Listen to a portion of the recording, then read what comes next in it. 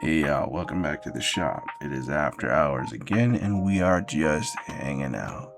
We're chilling today. We're gonna redraw a picture for one of the subscribers again. This is for Golden Eggies 28. Another redraw for him. This is his major villain, his main villain, rather. Sorry. We're gonna be redrawing his main villain named Vladimir Bane the First. And I will pop that up here on the screen now.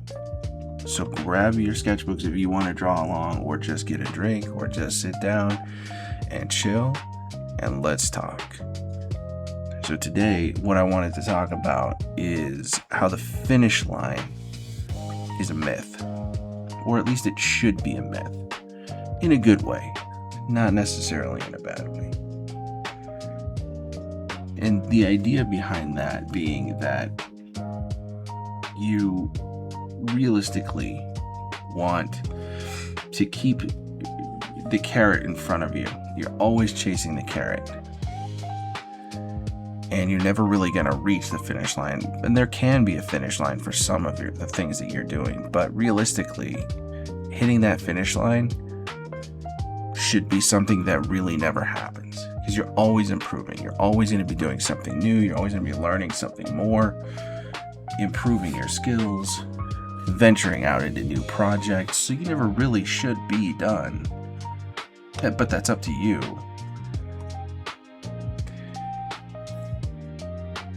One thing to think about, let me get this set up here. One thing to think about is, especially if you're early on in your art career, a lot of people tend to say, well, as soon as I learn the basics, the fundamentals, I'll be good.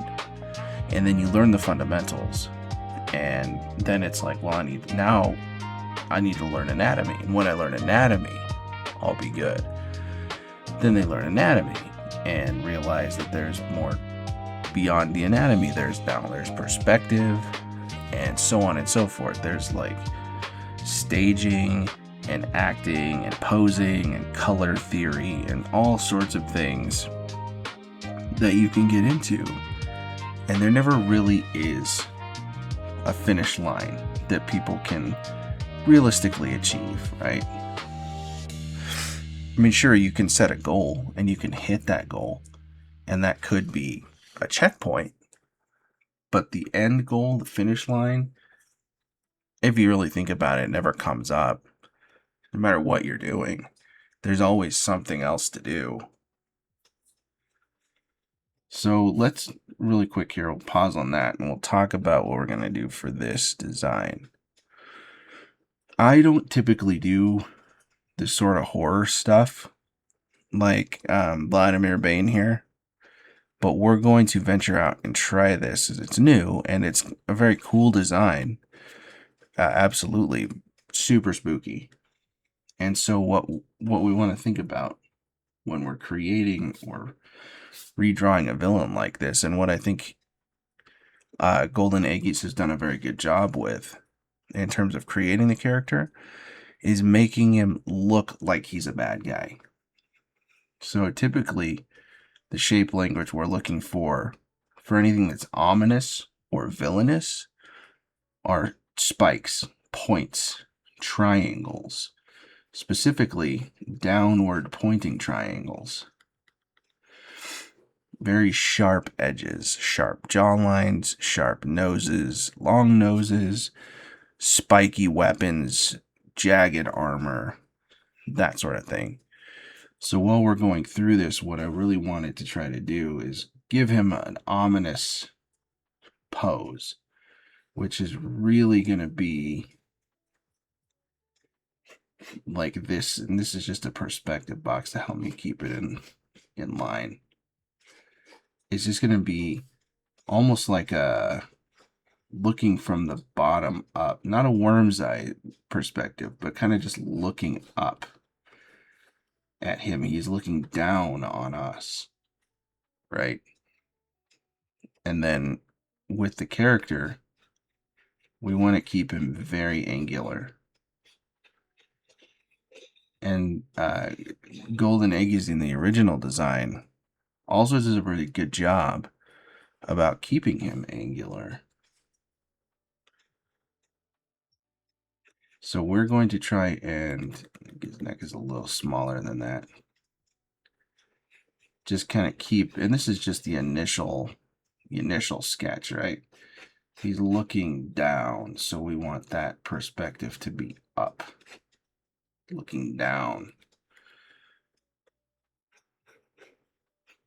May have to shrink this up a little bit. I always tend to draw a little too big. And he's also like to me, it looks like he's mostly a robot, but he's also kind of got maybe a cyborg. His skin's kind of melting off. So that's interesting.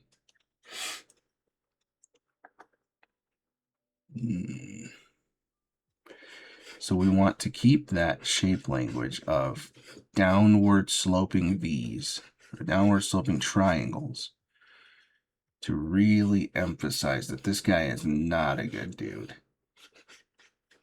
He's going to look down on you for one, and for two, he's probably going to try to kill you or do something worse.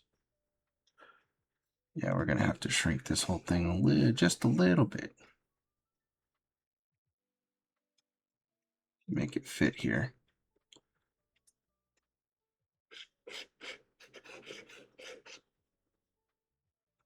And then he's kind of got a flared out forearm that we can work with. Yeesh, even smaller. We can make him bigger too later if we draw him, if we end up with him being too small. Not a big deal. But what I like is his hand here is like, it's got these super pointed claws on the right hand. And then it's got like cyborg, almost wires coming out on the left. Like he's just falling apart.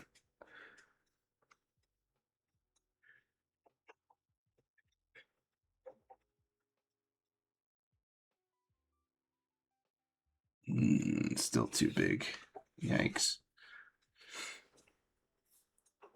It's a problem with the canvas that's made for YouTube Shorts, is that it is super constricting. Let's see, he's got 4 fingers.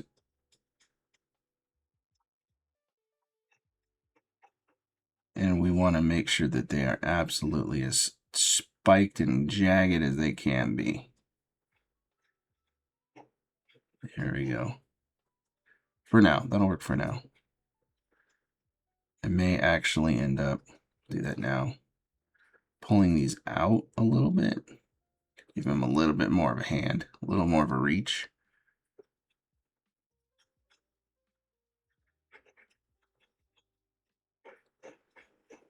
And we'll make sure we keep that little ball in the hand there. The oversized claw hand, I think, really sells that this guy's dangerous. Like, he can slash you with this hand and you'll be cut right in half. And then, let's see, he's got like a ball joint here. And then we've got the other hand over here.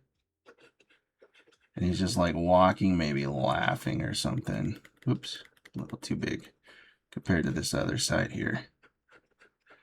Try to keep them the same consistent size. And what we're going to do instead of just shrinking him more is maybe I'll just angle this arm up,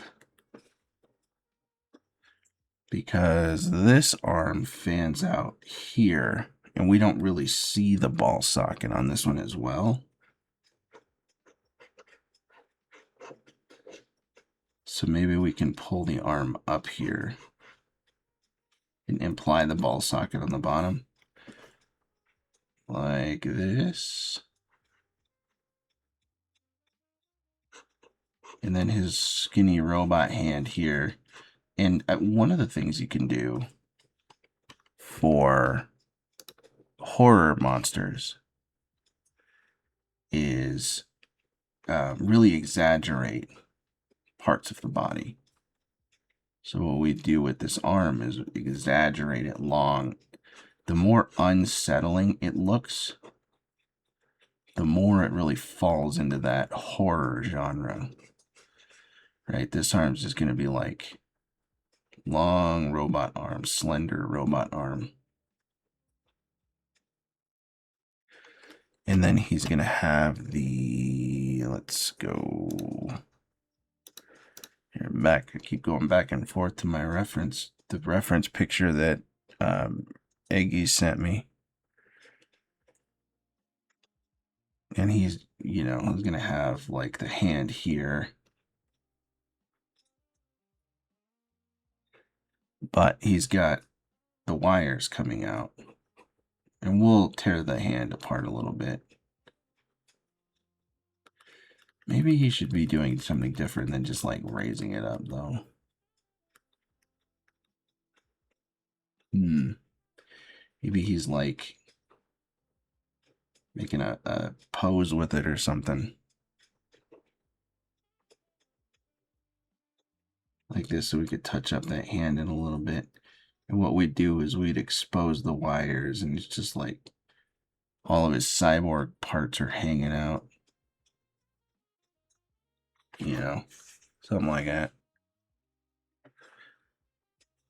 Make the hand down here, but it's like melting down, like candle wax kind of. I'm gonna really address that on the coloring part. Bring the hose. He's got like hoses and stuff on his arm. Hydraulics maybe, or poison, because he does have poison needles and stuff. He's kind of like got a cell tail from Dragon Ball Z.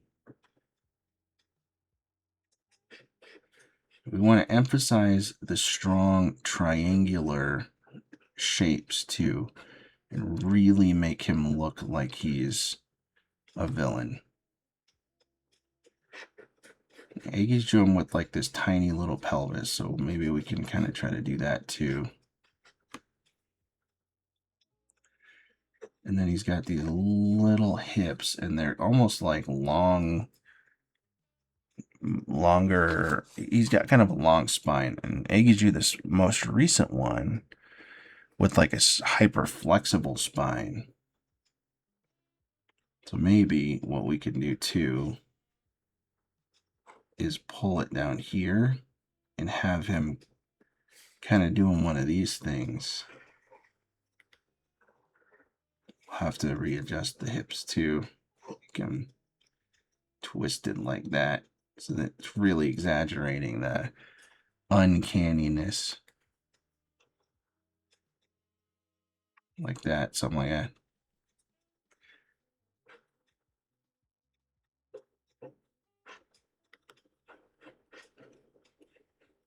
Have his spine ripping around like that.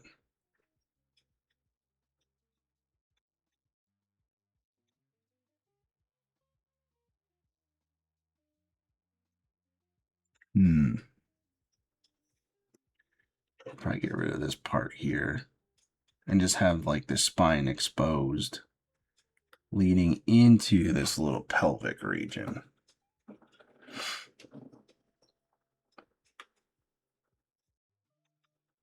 So anyway, we were talking about before, the finish line is a myth, as a myth.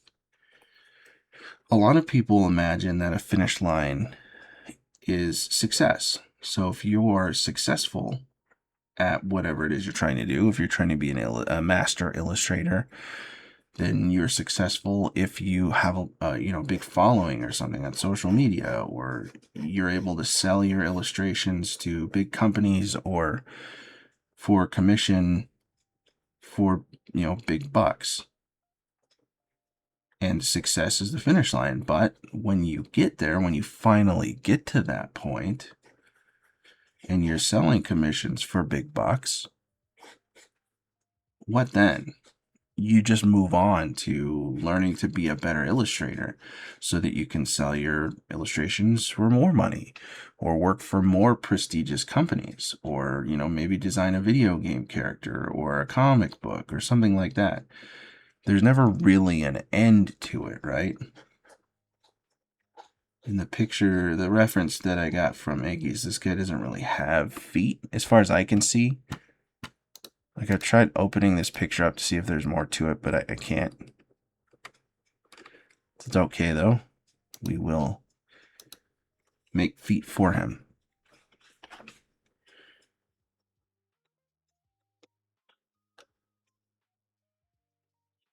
And we always just kind of search for bigger things too, right?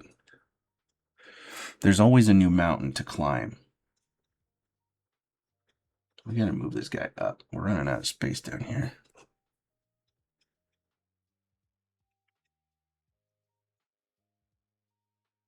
We can probably even flip this here, maybe.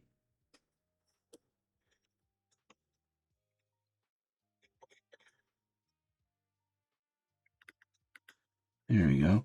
There's always a bigger mountain for people to climb, something that they want to do, that they didn't realize they wanted to do until after they achieved a first step or a first goal. Trying to think here. I don't know if I like the leg like that. I don't like the leg like that. Let's start over. I don't even know if I really like the spine doing this curvy thing. Unsettling, sure, but also kind of awkward. Almost looks like a vacuum cleaner. There we go. We'll straighten him out. He does it much better in his original picture than I did just now.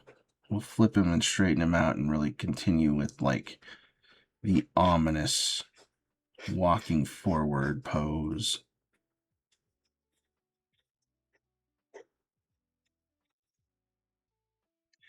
And he's, this leg is going to be coming back. So it's going to be falling perspective out and not in like this one, getting a little bit bigger because the perspective is more coming out than back.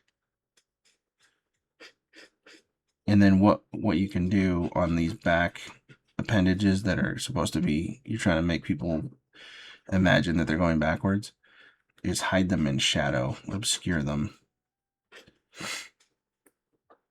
The light appendages are coming towards the camera in this case. And the one that is going away is obviously going to be in little shadow. We're implying that it's not coming towards us.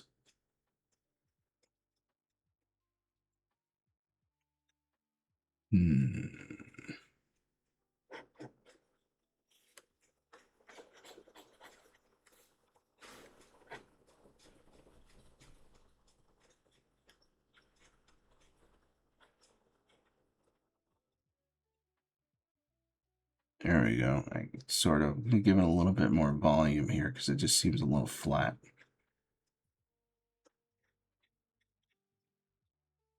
There we go. And this one's walking away. And this part of the leg is kind of the melty part. This is like the robot part. This is going to be a little skinnier. This is going to be a little thicker. But if we do that, it's going to make the perspective look weird. So what we'll do is we'll keep the perspective going backwards.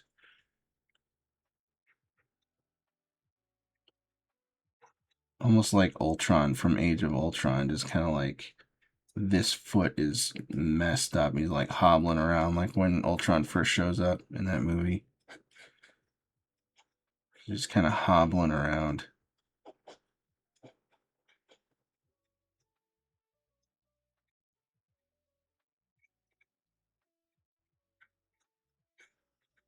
There we go. And then it's going to be like a robot foot here. So maybe we get rid of the toes and make them like claws. And try to stay consistent with the shape language we've already tried to establish. There we go. And maybe he's got like a T-Rex there, like a dinosaur talon on the back of his foot there. And then this part here, again, is the candle wax type stuff. And it's just melting. I'm not sure if that's a persistent melt or if it's just his skin melting off now. He's kind of turning back into the robot. We're also going to need to make his head just a little bigger. His head has a lot of personality in the overall design. So maybe we'll need to shrink the picture again.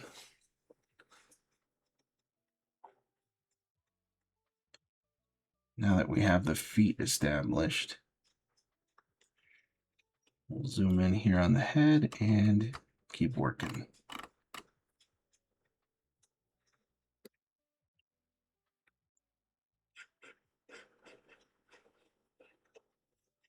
There we go.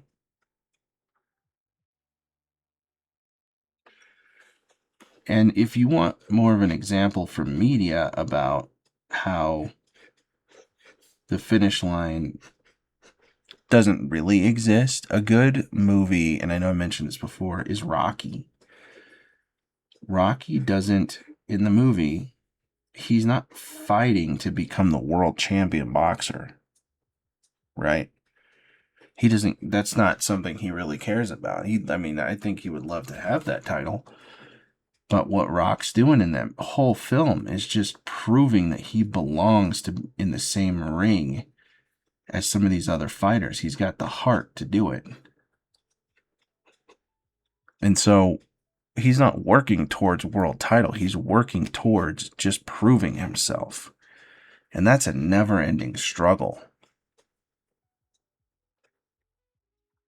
Another good example is something like maybe Minecraft or any kind of other survival game like that. My kids right now are really into Grounded too. When you first start out, the first thing you do is you build rudimentary tools so that you can harvest better things. When you harvest better things, you build better tools, and then you harvest better things and you build better tools, and it's like a never-ending cycle, right? So we're looking down here. We want to put the eyes on this plane right here, where he's looking down.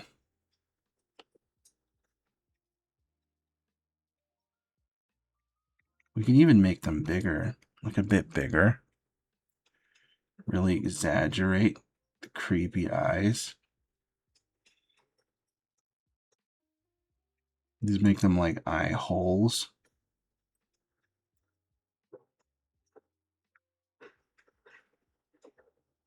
And all of this is just like the eye socket, and all that's left in his head are the eyeballs. And then, the candle wax is just melting down his face here. And so all we've got is just the nose hole. Even the nose isn't left. Maybe the bridge of the nose is left, but that's it.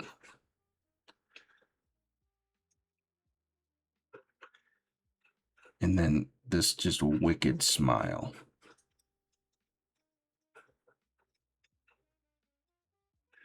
But in the reference picture that Aggie sent me, he's got a little bit of crooked teeth.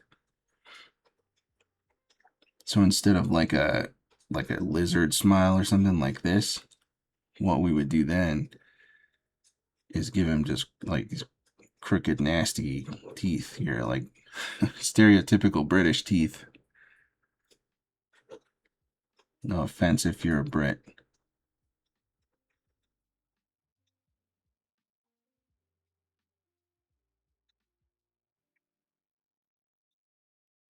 Really exaggerate the points. Maybe we could even... That's too big. That's going to mess it up. Here. Make it like this here.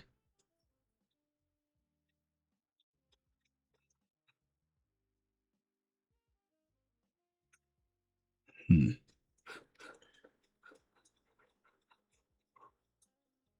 Yeah, I don't know. It sort of looks okay, I guess. And then just like kind of emphasize the candle wax coming off here. I have to say candle wax is that's calling it skin and stuff. I'm not a huge fan of zombie things.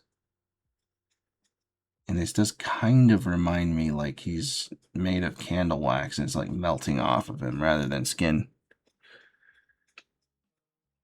But maybe it is skin and it's just pallid skin, like pale and decomposing. It looks like on the reference picture he's got like a bolt or he's got a zipper coming out of his head or something.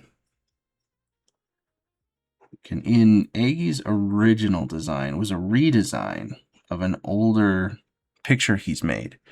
And I'll try to pop that up on the screen here now. And then the one, again, the most recent reference picture he sent me. It's a pretty impressive improvement from one to the other, I will say. And taking a little bit of the information from both of them, I'd like to incorporate a little bit of both into the design that we're doing here. And maybe we'll keep the bolt that was here in the original. And maybe the exaggerated hat. But we'll also give him the patches on the hat like he has on Aggie's redraw. On his own redraw. He's also got looking like some dreadlocks going on, So maybe we'll add some dreadlocks and stuff too.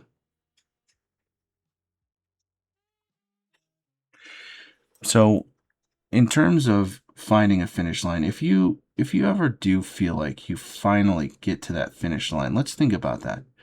What happens when you do finish everything that you've planned on? Generally, that means you are retiring or you're done. You're not going to do it anymore. You've gotten everything done that you've ever planned to do. And that's it. Now it's over. Imagine what happens to people when they retire. They get bored. And I can tell you from experience because with my medical job, I've worked with a lot of elderly people who have retired. And they get bored and they sit around and they do nothing. They have to find things to do because they're just bored. They've been working all their lives. They've been working towards goals and now they're not chasing those goals anymore. And so what do? That's not actually a part of his head. I have to remember that the mask that we drew there to keep the eyes on the plane, that's not actually part of his head.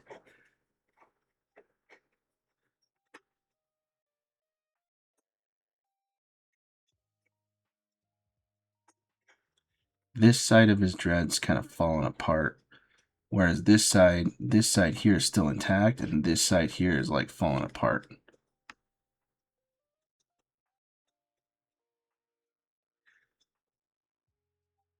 And he's got like his vertebrae showing or whatever, his little robot vertebrae.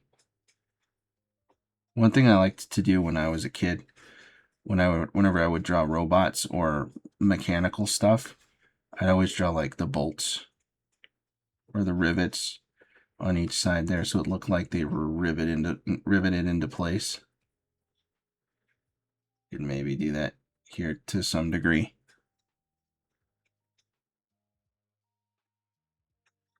Or maybe he's holding something in this hand. What could he be holding in this hand? I don't want to add like a head, like a headless or a bodiless head or disembodied head or something because YouTube will definitely flag the video. So instead, what I think we'll do is we'll add like, I don't even know. We'll give him like a syringe or something. Because he's already got like poison injector tail. So maybe adding like a syringe isn't that far off.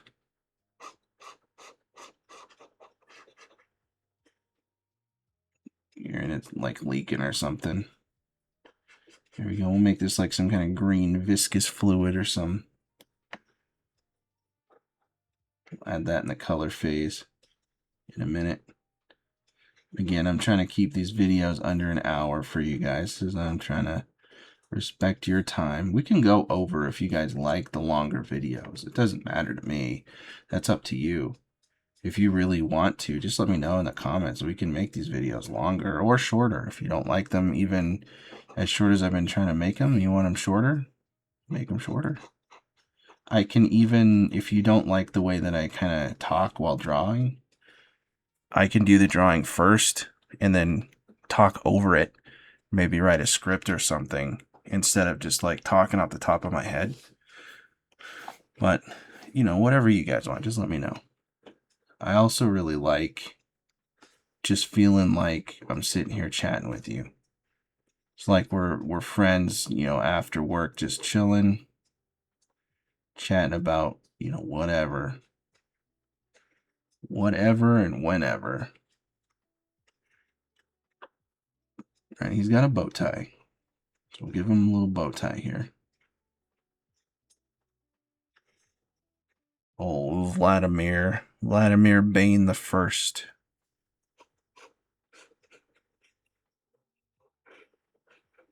Such a cool design. So kudos to Aggies for coming up with the design for a villain. It's really cool.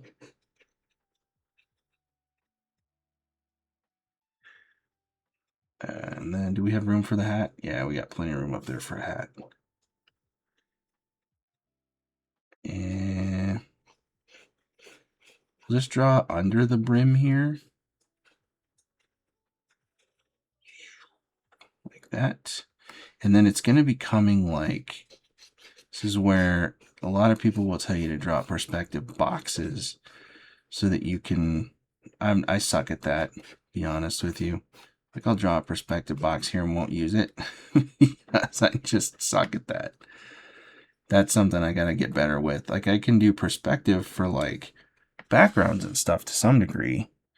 But when it comes to perspective for like these types of things where it's like a hat that's coming back, I usually just play with it until it looks about right. So you'll see me messing with it a little bit. That's way too big of a hat. It kind of, I know it starts out small in the reference picture and gets bigger. Maybe we'll end up doing that anyway.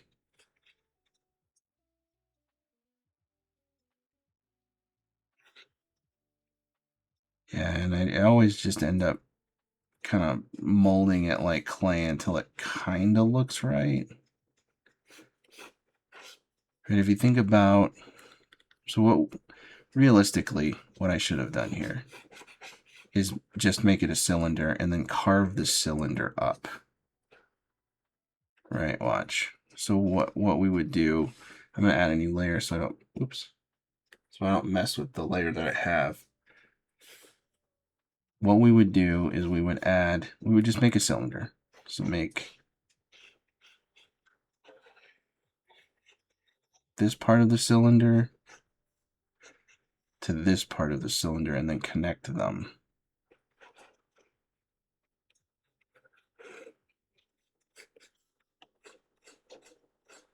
And then that gives you your perspective box. In this case, the perspective cylinder.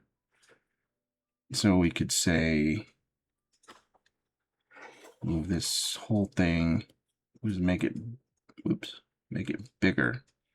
And that gives us the hat brim on the bottom. You see, even that doesn't really look right. And it's because this part is not matching the bottom part.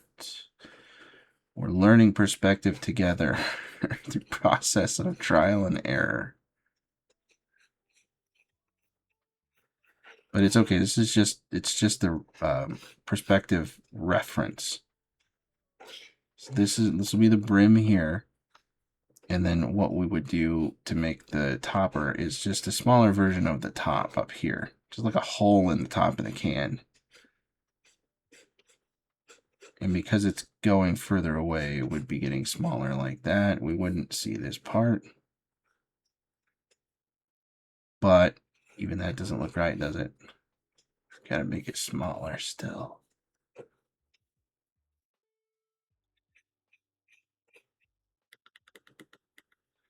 Go, maybe like this here.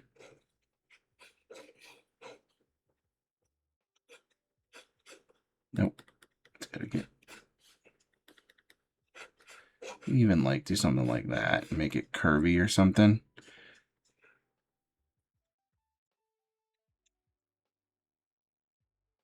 We could make it bigger because it just like flares out at the top.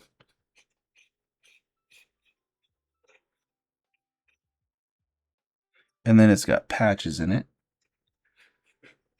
It's patched up and stitched. There we go.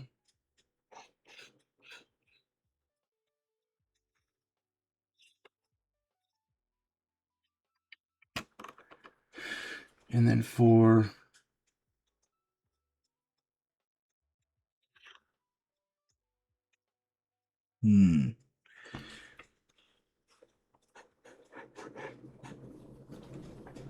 for his shirt, it's like melting off. So this part here is in the reference picture is also kind of melting. So, oops, we're on our own layer now. It's kind of like fried on this side and wilted. But we want to make sure it's still jagged to keep that shape language intact. This is still a villain. He's not a funny jester type. He is a bad guy. And then all his shirt is kind of more melting on this side than the other side. So we can see ribs, maybe. Robo ribs. Not sure what robo ribs are protecting. Maybe there's an energy core in there or something.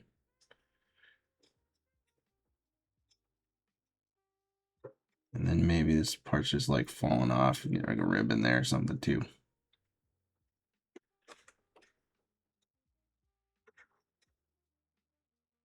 There we go.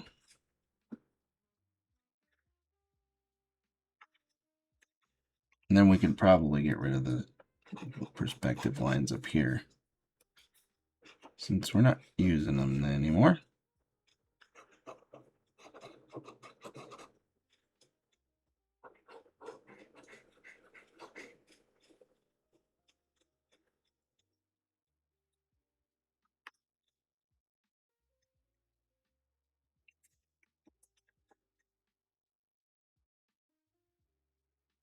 And then we'll give them some melty pants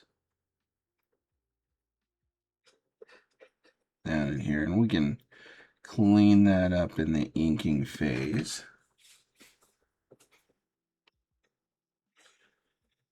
See what there is to actually correct here. But back to the topic. I think the best solution to understanding that you never really reach a finish line, or you never really reach the summit of that mountain that you're climbing. The best solution is just to learn to enjoy the climb, because that's the important part anyway, right? And a lot of people will tell you that the final product of your art isn't the most fun part of it. It's actually doing the art. That's the fun bit. So learning to enjoy the climb is the most important part of doing what you're doing, whatever it is. It doesn't have to be art. It could be anything. You know, if you're working out, you're trying to get stronger or lose weight, enjoying the process of getting there. Because if you hate the process, then what are you even doing? You know? Like, sure, maybe you could make a wicked delicious cake. But if you hate baking, why are you doing it? You know? All right, and this guy's got a tail too. So the one thing I will say, if anything, related to this, just learn to enjoy the climb. That's all that matters.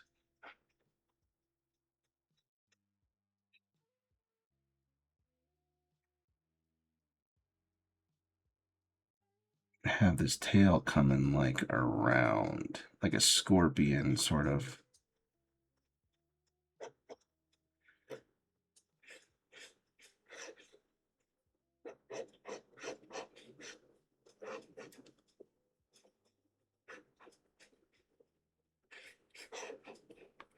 There we go. Tail there. And then it's got like the, I guess it's like a glass tail, because it looks like he's drawn it cracked. It's full of some kind of fluid, which is a super cool design, by the way. I love that design.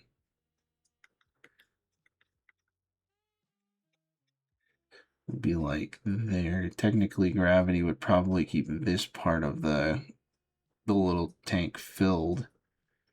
Right down here, where gravity's pulling all the fluid down, it would likely be pooling down here, and then where it's raised up would be empty.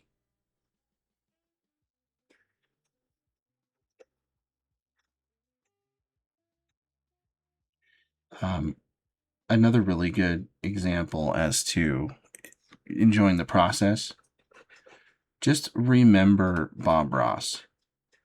His show was called The Joy of Painting. It wasn't the joy of a finished product or the joy of selling your art online or at auction or something, or the joy of, finished commissions. It was the joy of painting. And I think that's important. I'm going to make this like a syringe needle here.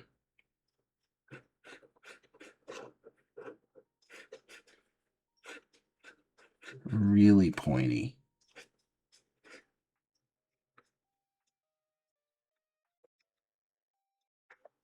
Move them over just a little bit. Oh, messed it up. Move them all over just a little bit.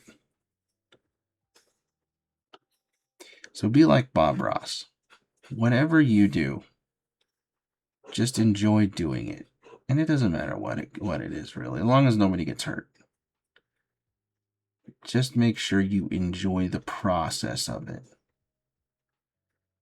And that it's not just something you're doing because you think you're good at it or because it's something you think you're supposed to be doing. Because eventually you'll burn out, and nobody likes that. Nobody likes that at all. So this guy's also got like syringes coming out of his back. Like maybe he can grab them and throw them.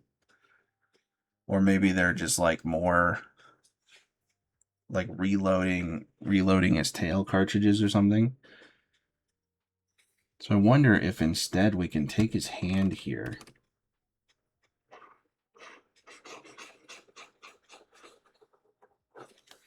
and we can make these things on his back throwing cartridges.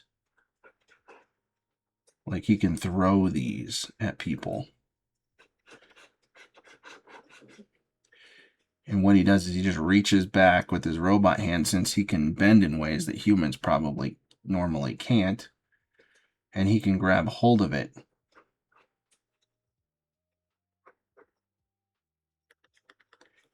And I know that the original has the like wires exposed on this hand, but I'm thinking we might just make this like these claws too, just like the other hand. Just make him look way more evil, you know what I mean?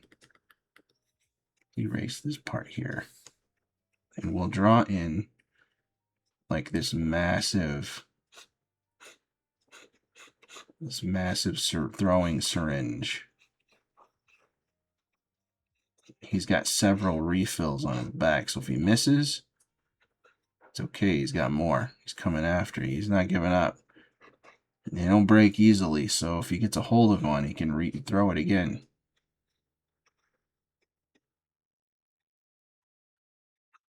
And we can get some perspective on this needle here, the syringe.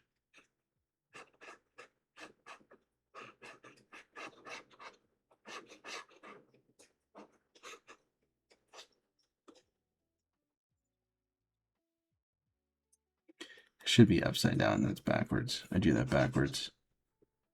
I think it should be like this.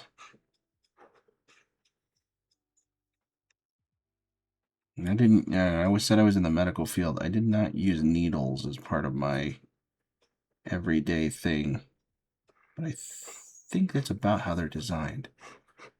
Something like that. And then it's full of fluid too.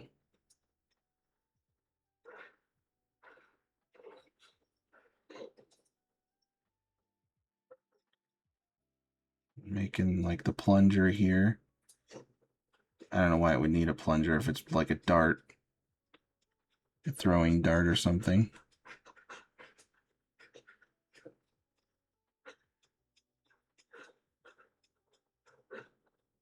There we go. 4 fingers here. He's going to get you with this thing. He's going to get you. Whoop, that needle is like crooked.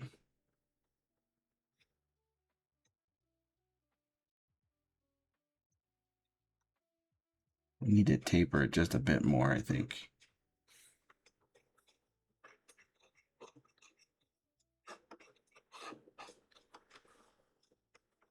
There we go. He's going to get you with this one. He's going to get you with this one. And if those two fail, he's got spares back here. Spares for years.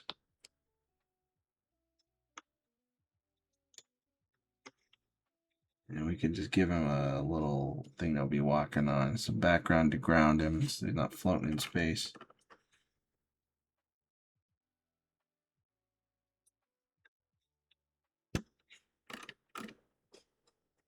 And I'll try to over exaggerate these eyes a bit more.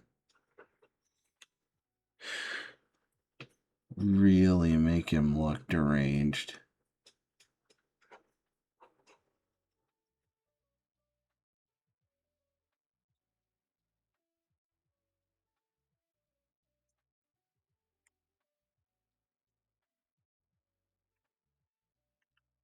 Mess that up. Holy cow.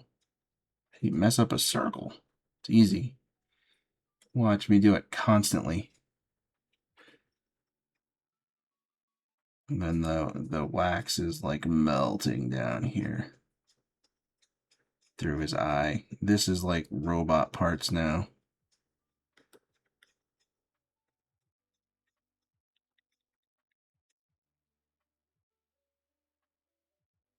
Or bone. It does kind of look like bone. This guy almost looks like he's a Terminator.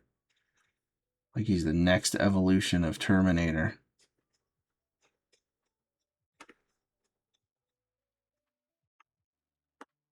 Okay. And I know it's just a rough sketch, so it should start cleaning up a little bit nicer in the inking phase of this, which I will do off camera, and then you can see the rest of this. I have been recording the time lapse, so the whole process will be available on the short that's coming before this video releases, so you can see the short and then watch a little bit of the process on this video. We talk about the finish line being a myth, and you should always be striving to move the goalposts further back yourself anyway. You should never really be done learning. We chat a little bit about that. Or if you guys really want to talk about movies or video games or stuff instead of that, you know, the storytelling type of stuff or art stuff or whatever, just let me know. Let me know in the comments, or you can message me, or whatever. If you have a monster request that you'd like for me to redraw, also let me know. I appreciate you guys sticking around. It was nice hanging out with you guys as usual. We'll see you later.